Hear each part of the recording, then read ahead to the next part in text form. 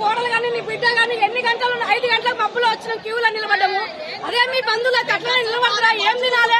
తక్కువని నీళ్లు లేవు, నిద్ర లేదు. శ్రీశైలం జాతరకు వచ్చి దేవుని దర్శనం చేసుకోకపోదామని మంత్రి వస్తున్నాను ఎంతమందిని ఆగం చేసినాం. ఇప్పుడు దర్శనం లేదు, ఏం లేదు. టికెట్ పెట్టుకుని ఎక్కడి నుంచో ఏ రాజు నుంచి వచ్చినాం మేము హైదరాబాద్కి వెళ్ళి. మాకు ఆకలి లేదలా, చిన్న పిల్లలు పడిపోయినారు. నీకు దయచేసి లేకపోతే గుడి మూసేది లేదని పేపర్లు వచ్చి పేపర్ కొట్టు. ఎవరో రాముగా శివరాత్రి అయిపోయినా వస్తాం. దయచేసి నేను ఏలుకుంటున్నా ఒక్క గుళ్ళ కూడా అడుగు పెట్టిస్తున్నారు. ఇక్కడ ఉన్న పోలీసు వాళ్ళు తుక్క కొట్టి మమ్మల్ని చంపేస్తున్నారు. 200, 300 అన్నం లేదు, నీళ్లు లేదు, ఏం లేదు. నీకొక్క ముఖ్యమంత్రి నీకు దండం నాయన. మరి మా సేవ, మా పిల్లల బాధ మాది. ఇదంతా కోసం మొత్తం నీకు తలుగుతుంది. నువ్వు ఇట్లా చేస్తే మాత్రం ఏం పుణ్యం లేదు నీకు.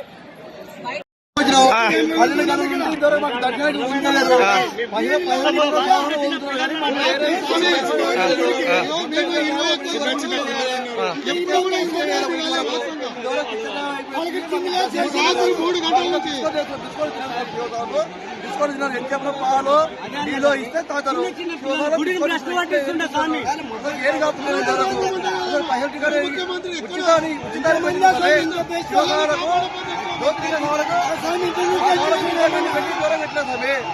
అది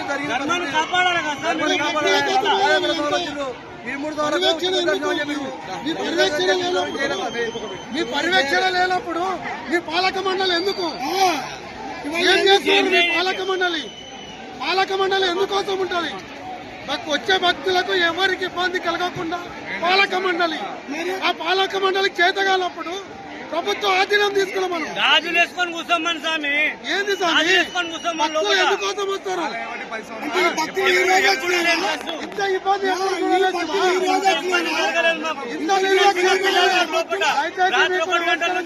పాలక మండలికి నమస్కారం చేస్తారు.